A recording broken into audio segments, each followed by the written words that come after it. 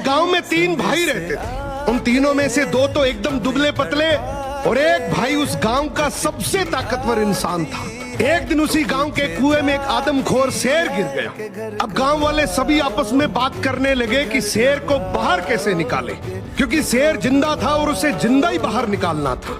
तो सभी ने तय किया कि कोई एक आदमी कुएं के अंदर जाएगा, वो शेर को कब्जे में करेगा, हम सब मिलकर रस्सी से उसे बाहर निकाल लेंगे।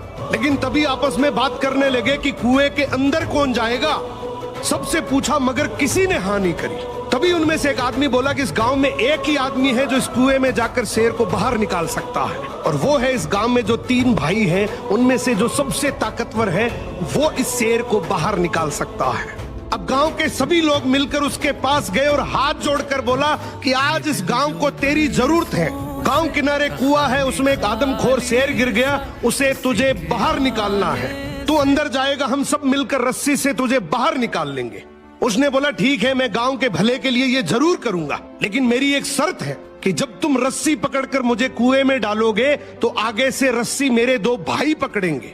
गांव वाले हंसकर बोले यार वो तो दुबले पतले हैं, उनको क्यों परेशान कर रहा है, तू टेंशन ना कर, हम सब मिलकर रस्सी पकड़ेंगे और तुझे गिरने नहीं देंगे। उसने बोला मैं कुछ नहीं जानता, मगर आगे से रस्सी मेरे 2 भाई पकड़ेंगे, पीछे से पूरा चाहे गांव पकड़ ले। अब दोनों तरफ बात बन गई, आगे से रस्सी 2 भाइयों ने पकड़ ली, पीछे से पूरे गांव ने पकड़ रखी थी। वो कुएं के अंदर गया, शेर को कब्जे में किया, लेकिन जैसे ही शेर बाहर आया, बहुत सारे लोगों की भीड़ देखकर शेर डर गया और जोर से दहाड़ मारकर शेर भागने लगा। गांव के सभी लोगों में भगदड़ मच गई। सभी लोग अपनी जान बचाने के चक्कर में इधर उधर भागने लगे। वो इस बात को भूल गए कि उन्होंने रस्सी पकड़ रखी है, कुएं के अंदर कोई आदमी भी है। वो जैसे ही भागने लगे, पीछे से एक आवाज आई, अरे भागो मत, मैंने शेर को पकड़ लिया है।